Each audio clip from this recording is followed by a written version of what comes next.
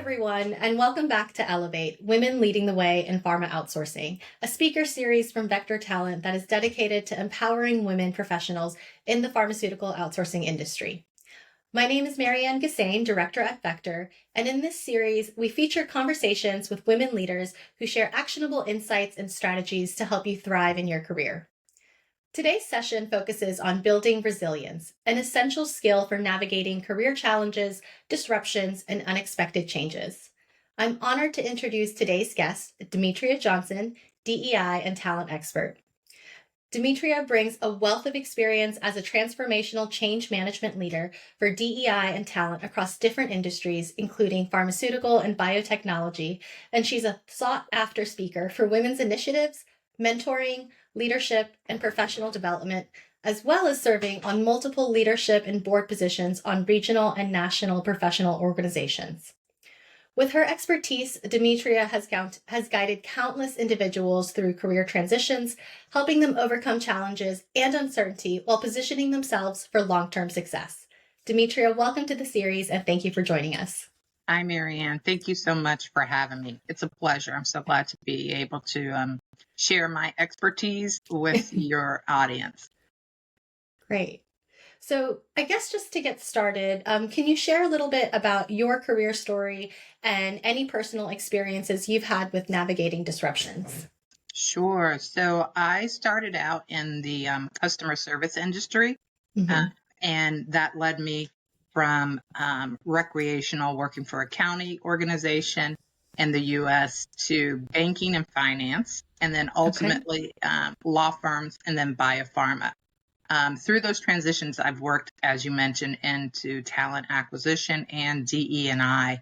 And there were a couple of occasions when the disruption within talent, the market, talent market, and also, I don't want to date myself too far, but back in like 2009, 2010, there were some changes within the law firm industry and hiring.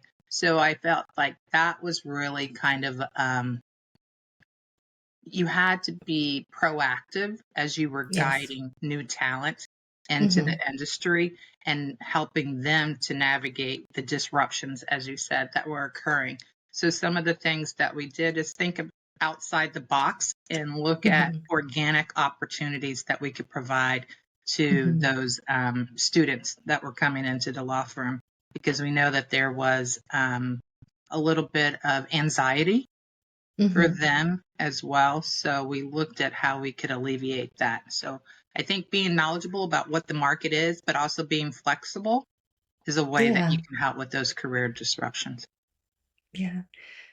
I love that you mentioned you started in customer service. I feel like, I don't know what you think, but I think personally, I feel like customer service, it should be like a mandatory career or work experience for everyone to have a chance to see what that type of work is like. So it just made me laugh a little bit because I was thinking back to my early customer service days as well, talking about challenging careers.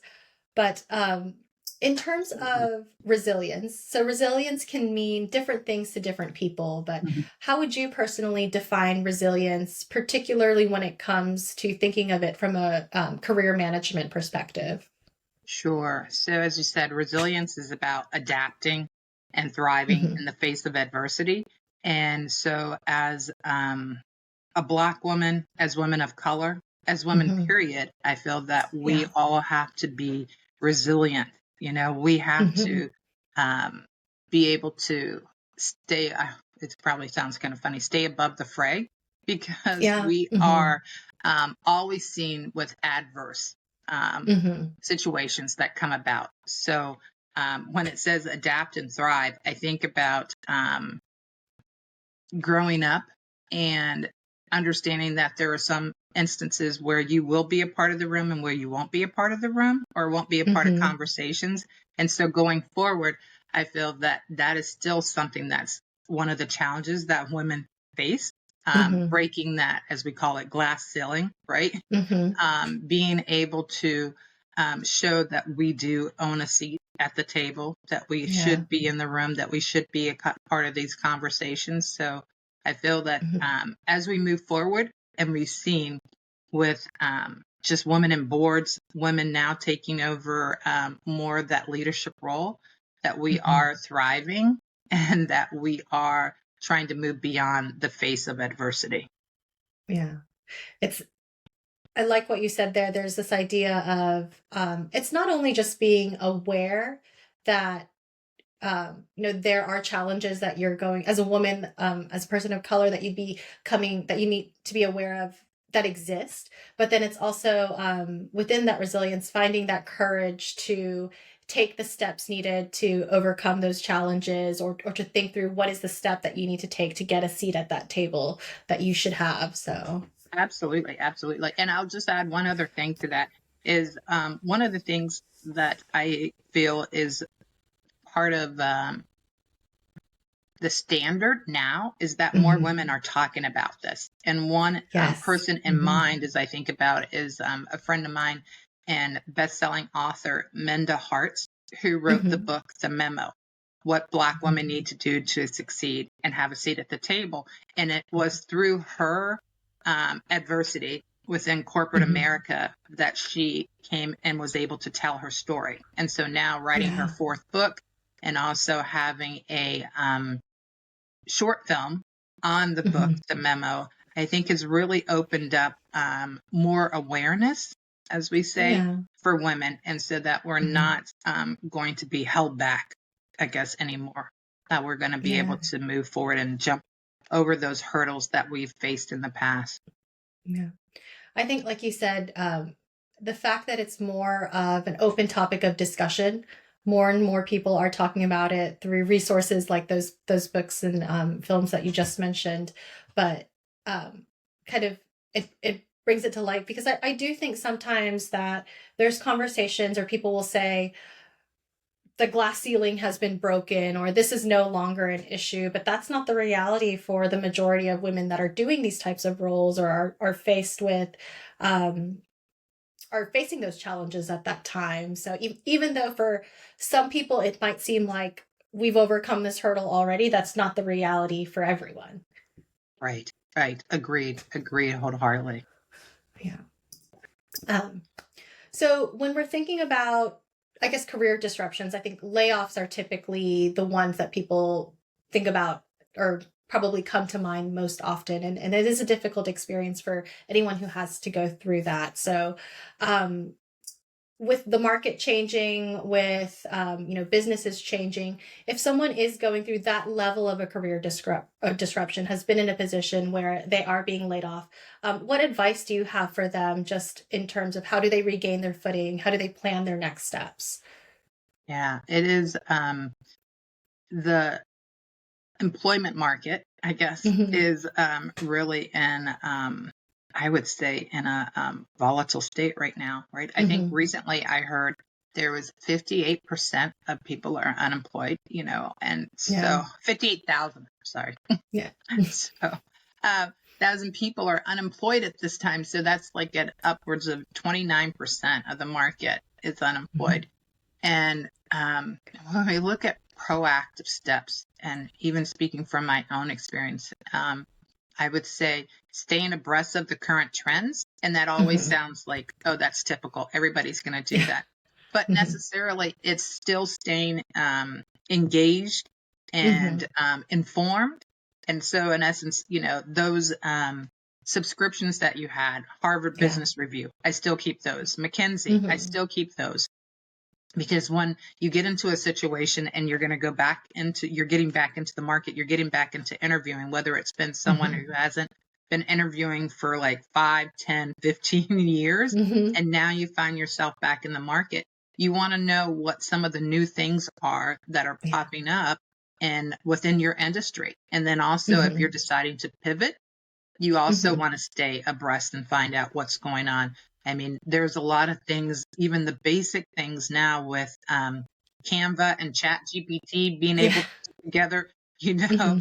a PowerPoint presentation so Yeah. quickly, using that AI piece. And I think that's Hmm. something that is, constant.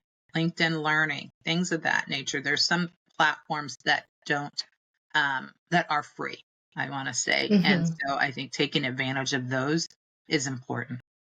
Yeah. And I mean, I kind of phrased this question from the perspective of layoffs, but I think too, even someone who maybe is going to step away from their career for a little bit to take care of their family, for example, that's a really great way for them to stay connected with their industry, maintaining those subscriptions, still following those newsletters, or news sources that they might have referenced in their role. It's a really good way to still stay current and up to date with what's going on in their industry. So, because I think that is one of the biggest challenges is staying plugged into what's going on. So, Absolutely. Absolutely. yeah. Um, and then even if you are currently in a career or currently in a role, there is still proactive preparation still makes a huge difference. So, within a role, when there is kind of that volatile job market, like you said, what are some steps that someone can take from a future proofing perspective in terms of things that they should be doing in role or out of role to kind of protect or future proof their career?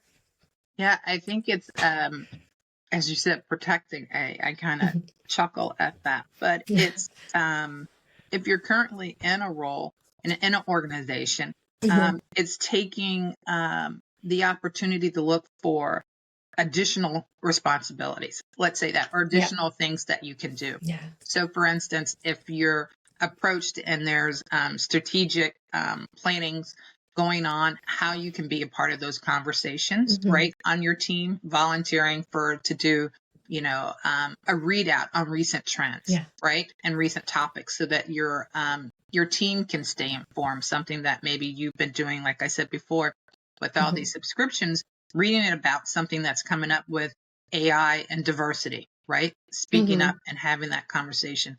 I also utilize things that you think are not necessarily part of your daily scope of work, but how you can integrate that into the organization. So, again, if it's volunteering to be on a subcommittee, if it's volunteering to do a training, I've done trainings for teams outside of mine on different DE&I topics, and that kind of helps me to be able to create more networking opportunities internally, so that when there are other positions open, maybe Yeah. there's someone in a different team, someone is always going to be there to help and be a support to myself, to me and to others, I should say. Yeah. Yeah. I think one of the things that you referenced there, this idea of essentially like cross training and in a way reskilling, whether it's learning new skills like AI and Canva, or kind of raising your hand to be a part of projects on other teams.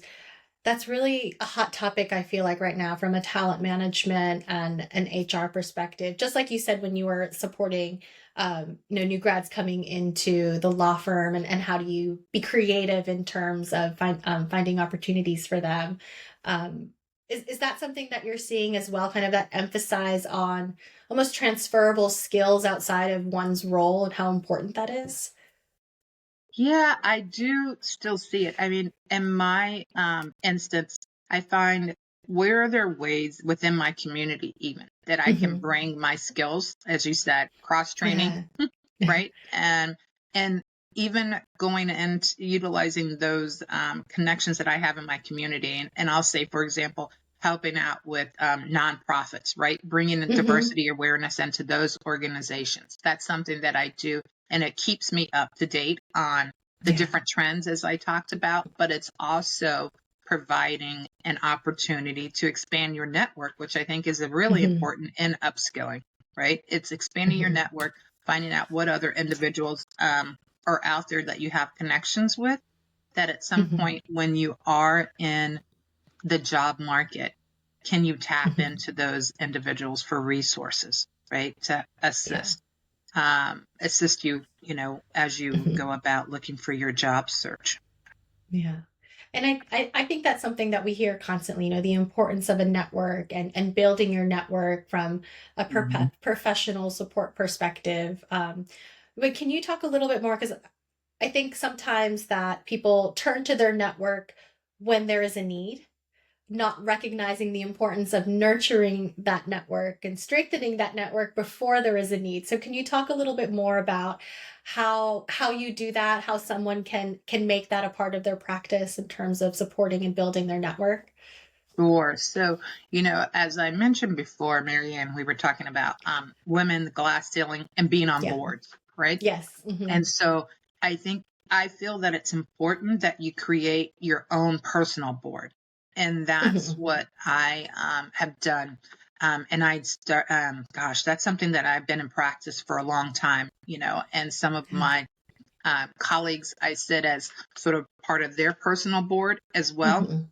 And so when you create that personal board, you also build success partners. And this is something else that I learned from Minda. And success partners are different from sponsors, right? Mm-hmm. And mentors, because those success partners are the ones that are talking about you when you're not in the room, right? Who are Mm-hmm. being your champions, right? Who are Yeah. lifting you up and talking to other people so that when, like I said, if you are in the job market or if you're looking for additional positions, if you're a consultant, whatever it may be, these sponsors are there to help you. And so I feel that Mm-hmm. it's important that we use these personal boards to create Yeah. empowerment for ourselves so that we have the resilience, as you said, to move forward and look at these different challenges. We kind of look at them a little bit differently. And as you mentioned too, we're continuing to nurture these relationships, and that's Mm-hmm. important.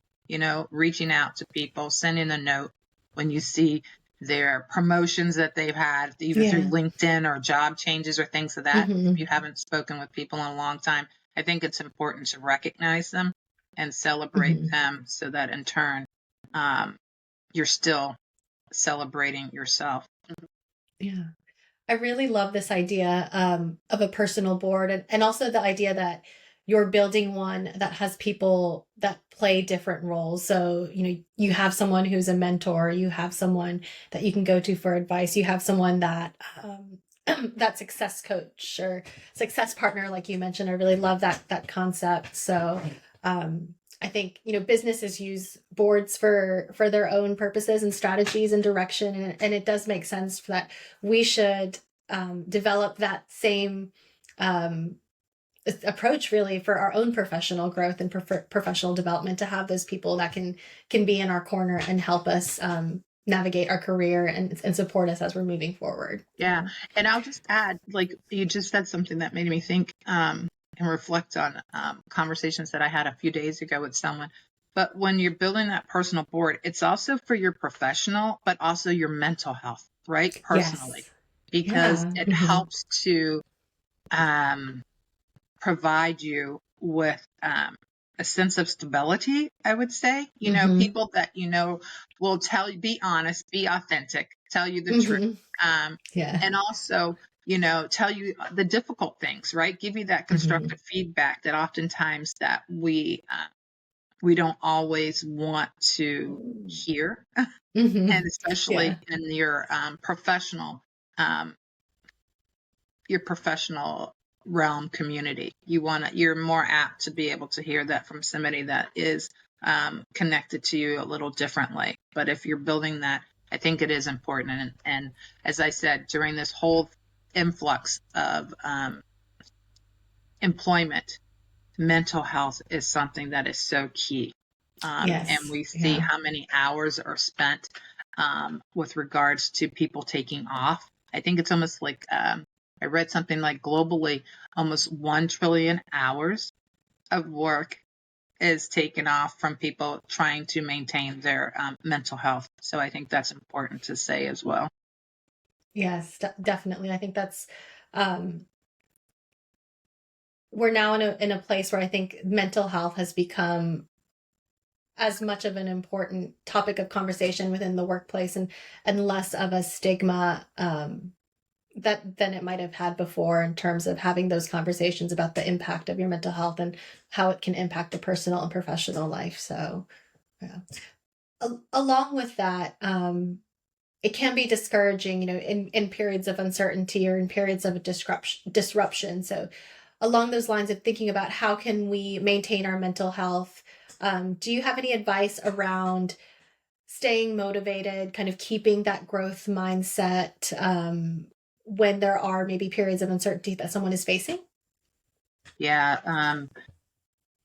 That's, yeah, it's always telling to think about, how do you Yeah. uplift yourself, Mhm. right? As you're trying to uplift others. And that's something you and I talked about before we Mhm. started this, right? How we can be our own champion. It's easy for Mhm. us to be a champion for somebody else and talk about all the good Yes. things, Yeah. but how can we do that? And I think it's just staying aware of, Mhm. creating a space for your emotional intelligence, right? Mhm. And um, doing things that help to feed you so that you can Mhm. feed others. So whether it's reading, I'm such a voracious reader, so I love to read and I love to stay up, as I said, on different trends.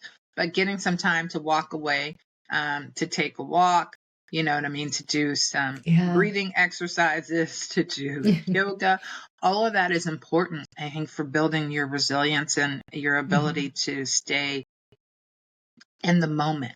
And also Mhm. spiritually, my spiritual community is something that has really helped me to navigate these uncharted waters, I would say, over the last few months. And so staying connected with those individuals, Mhm. ensuring that I take time for myself, I think is important. And that's something that Yeah. we oftentimes don't do because we're so caught Mhm. up in this fast world. But, taking a moment to breathe and sit back and do some of Yeah. the things that bring you joy and finding that Mhm. joy, I think is important. Yeah. Yeah. I know in my own personal experiences, I often can get caught up in my own thoughts and start kind of spiraling. And like you said, it's this idea of just being able to ground yourself in the moment, whether it's in a book, whether it's yoga or a walk, but having the awareness too to think, okay, I've got to take some time to take care of myself. It's like when you get on the plane and they go through the safety briefing about the oxygen mask. You need to put your own oxygen mask on first before you help others. So, Yes, yes, yes, yes, yes. And, as you said, Marianne, that's interesting. Staying out of your own head. I find that that is one of the mhm, things I am always able to help others, as mhm. you said, and not put my own oxygen mask on first, but also that spiraling. And so that's when I think oftentimes I have to step away and also listen to, like, music sometimes is another thing too. Yeah. You know what I Mhm. mean? To just have it on as I'm sitting at my computer so that I'm a little bit distracted, but it gives me some peace. Yeah, yeah. It's a certain level of, like you said, you referenced emotional intelligence just a second ago, and there is a certain level of emotional intelligence and awareness within ourselves that we need to build on. I think a lot of times when we think about EQ or emotional intelligence, we think about it in terms of people's ability to relate to others, but it's equally as important to relate to ourselves. And I'm just thinking of going back to your idea of this board of board of supporters that you've created, but it's almost like we talk about a village, people having a village to raise children, but you Mm. need a village for yourself, whether you have kids or not. You need a village to support you as well, because um, we can't do it solo. Essentially, we need people to be our cheerleaders and also to tell us the hard truths that we might need to face sometimes. Exactly. Exactly. I totally agree. Well said. Yeah, yeah. So, in terms of your own career, I know you've spoken about this a little bit, but is there anything else that you personally go back to maintain your resilience within your transitions over the few years? I would say it's one a piece of advice that I Hmm. received from someone that was junior to me. And I Hmm. thought it was much needed at the time because oftentimes, I'll say personally can't see the forest for the trees, right? Yeah. And how is that Yes. same statement that we make? But one of the things that I carry with me when I get into these um, situations where maybe I'm questioning um, Hmm. my next step, as you said, the Hmm. resilience, the ability to bounce back, is let your discomfort be your guide. Hmm. And that has really helped me in some challenging situations, right? So I Yeah. have to step back and think, I'm uncomfortable. Should I do this? Should I do that? But oftentimes that is the space that has oftentimes helped me to create more self-awareness.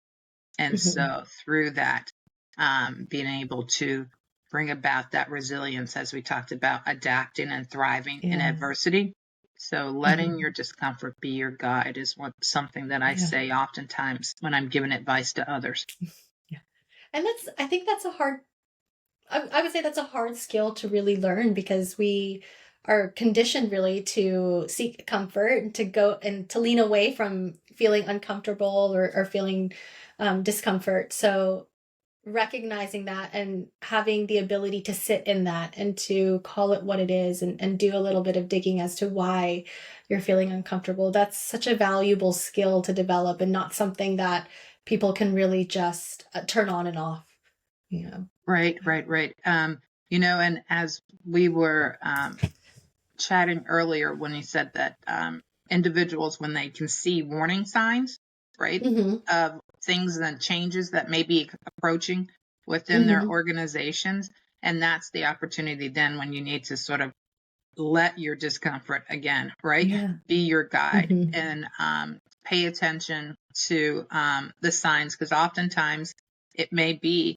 a sign that you need to walk away, right? Or Yeah. things aren't Mhm. going the way that you want them to do, or that you need to have difficult conversations with someone, Mhm. but that Yeah. difficult conversation can lead to creating more awareness, Mhm. can help you get out of that adversity, but Mhm. also open up a conversation where you can be your authentic self and create a space of psychological safe space within your Mhm. organizations or within your team. So I think that's really important to keep in mind as you go Yeah. forth during these um, challenges, during this next phase, next steps, Mhm. whatever going on in your organization. Yeah.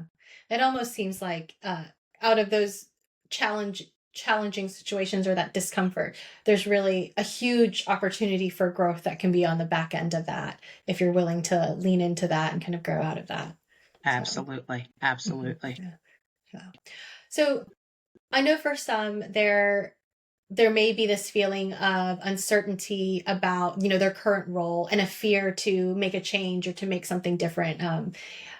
It's kind of this idea of it's better you at least the situation you're in versus making a change and maybe not knowing the situation you're going into. So they might be feeling stuck and wanting to make the change but not quite ready to make that leap. What advice would you have for someone who is feeling that uncertainty about making a career move and whether it's the right decision to make or not? Yeah, I would say invest in yourself. I mean, you put Hmm. investment in the work that you do for an organization, but invest in yourself. And is that getting a coach, I think, Hmm. is really important to be able to um, have someone, again, who's going to build up part of your personal board. But by Yeah. investing in yourself, creating that resource, and personally, I have found that to be such a huge part of what has made me resilient Hmm. during this time is having that coach and someone who, again, is Hmm. honest with you, Hmm. authentic, and helps you to be able to navigate these Yeah. challenging waters right now that we're going Hmm. through and that everyone is Yeah. going through, right? Because the unknown, Hmm. you know, um, Exactly. there's always one thing that we know: change is always constant. Hmm. So, investing in yourself is something that I would say, Marianne, Okay. is helpful. Great.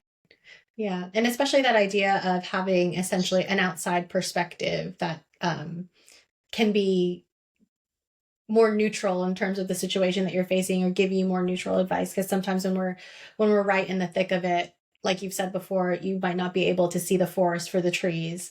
So Mhm. having an outside perspective to give you another look or another way of thinking can be so helpful.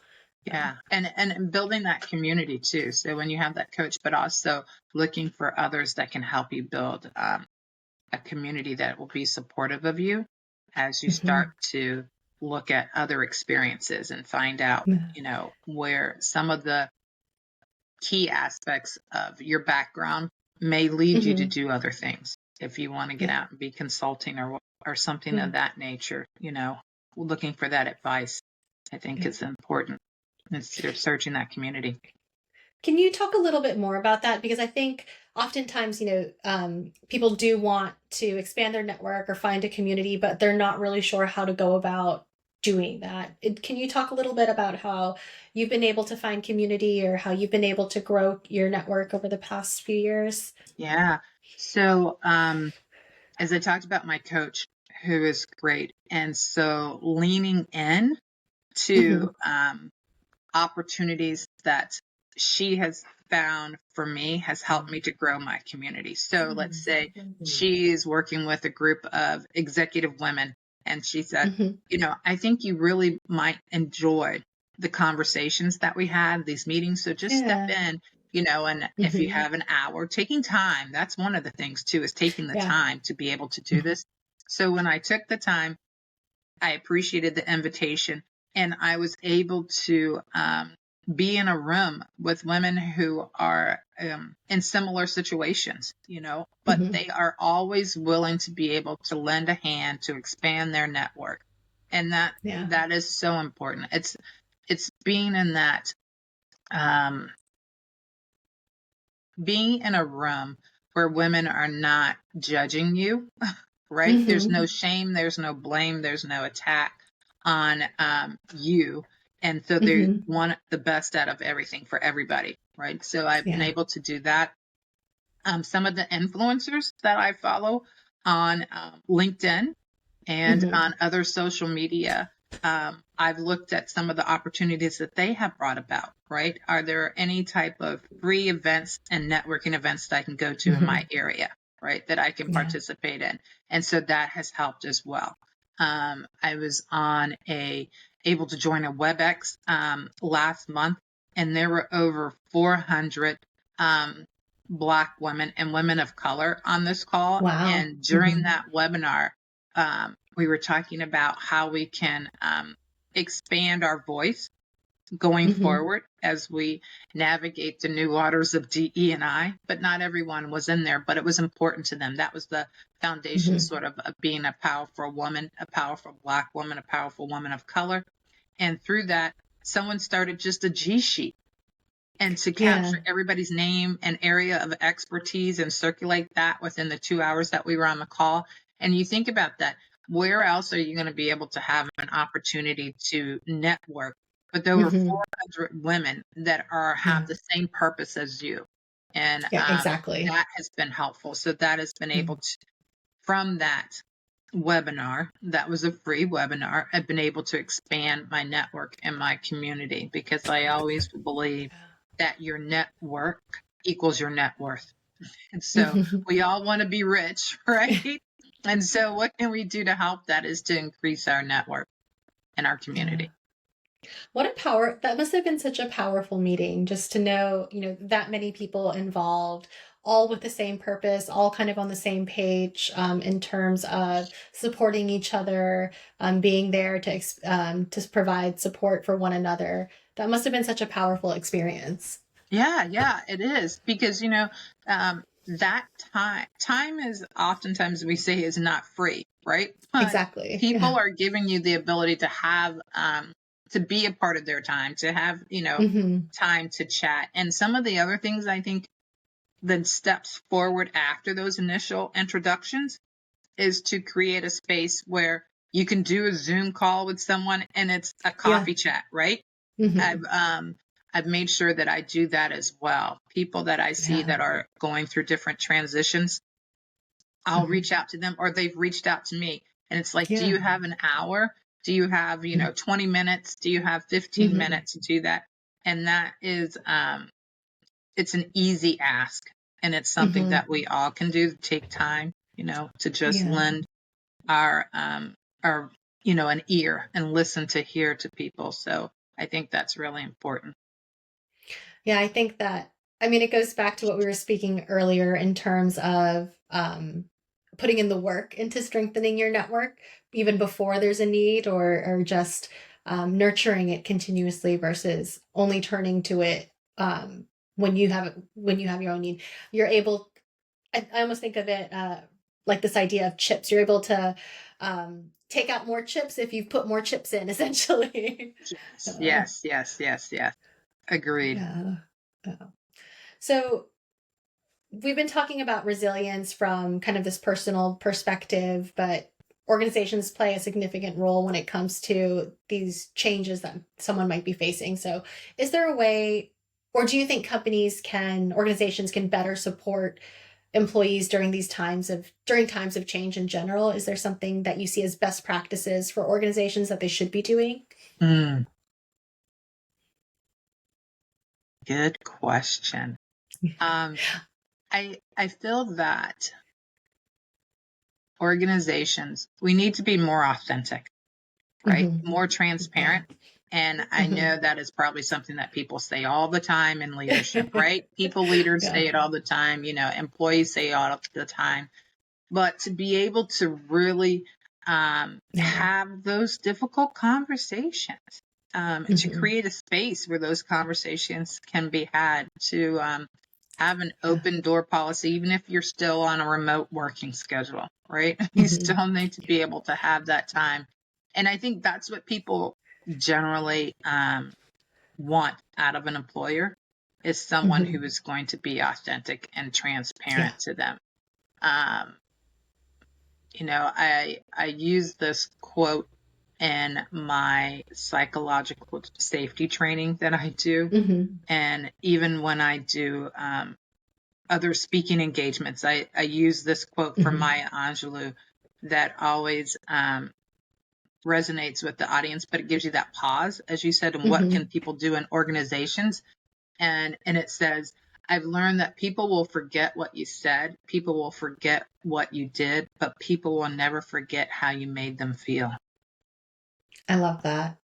And I think that is so important for leaders to be able to think about, right? And to reflect on. People, they really want to be able to know that they are important and that they feel seen. And I think that's something that a lot of organizations can do. It's almost a mandate that quote needs to be on every, people leader's office, right? Every CEO's office, right? Needs to have that quote. Yeah. I really love that, because whether you make them feel bad or good, they'll remember. So this idea of psychological safety is one that you've mentioned before during our conversation. And I'm thinking of, someone who may be preparing to step into their first management role. They might be preparing to lead a team for the first time.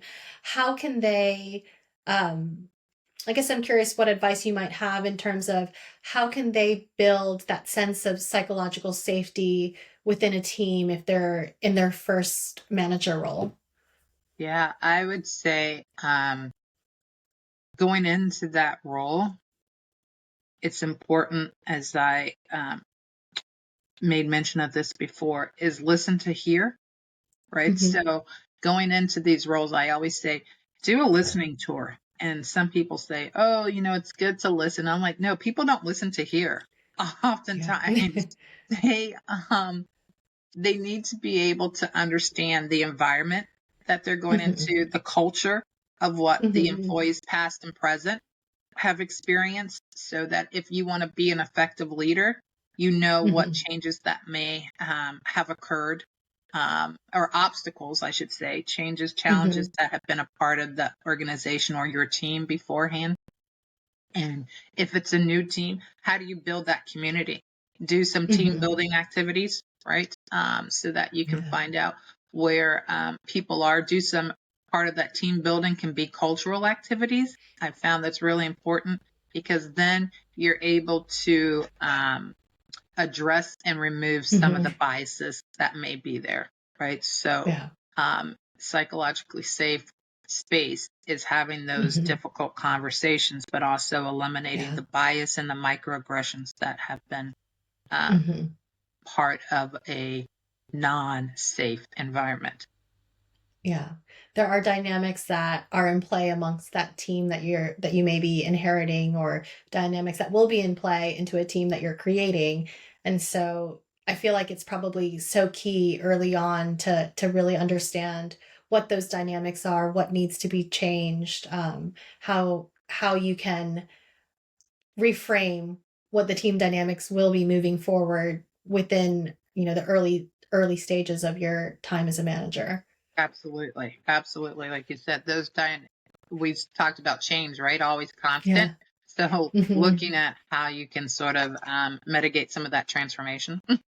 Yeah, exactly. Exactly. So, um, as we're wrapping up the conversation, Demetria, what would you say is the most valuable lesson that you've learned about resilience that you wish more people knew? Mm.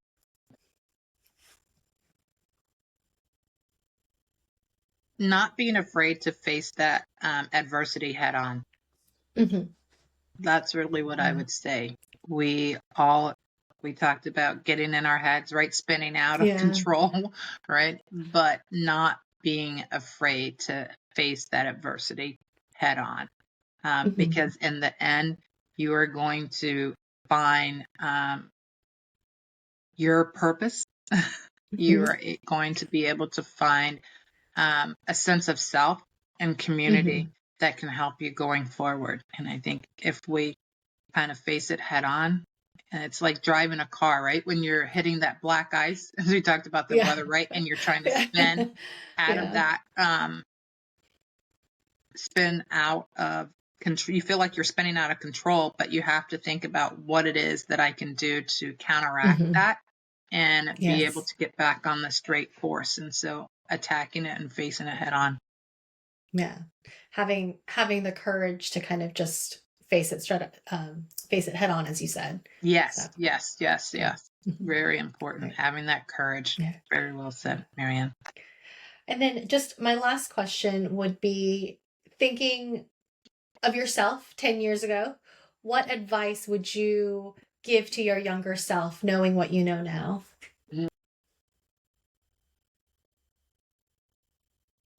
I would say don't lose sight of your passion. Hmm. Um, no matter the grass isn't always greener on the other side. Yes. Um, all these quotes, but now I think it really does hit home, as we talked about being resilient, facing Hmm. adversity. But don't lose sight of your passion. Don't lose sight of who you are. Stay true to yourself. Um, and I think not that I haven't done that, but it's more of a Hmm. focus on that. And I say, Yeah. looking at some of the things that made you happy and also Hmm. taking the time to protect your mental health and well-being. Yes. Yeah. That's so key. And I think back to my early career as well, and kind of what you were willing to do to get your foot in the door, and what I was willing to do to get started in my career, but now recognizing the importance of that self-care piece and that mental health piece, and how all of what you're doing on that end makes a significant impact on what we're doing professionally in the work world as well. So, Absolutely. Absolutely. right. Well, thank you so much, Demetria. Thank you so much for sharing your time and your insights with us today. We've really enjoyed the conversation, so thank you. Oh, thank you, Marianne. So did I. I'm really grateful for this opportunity Mhm. that you provided to me, and I hope the listeners will find something that will resonate with them as well. Great. Thank you.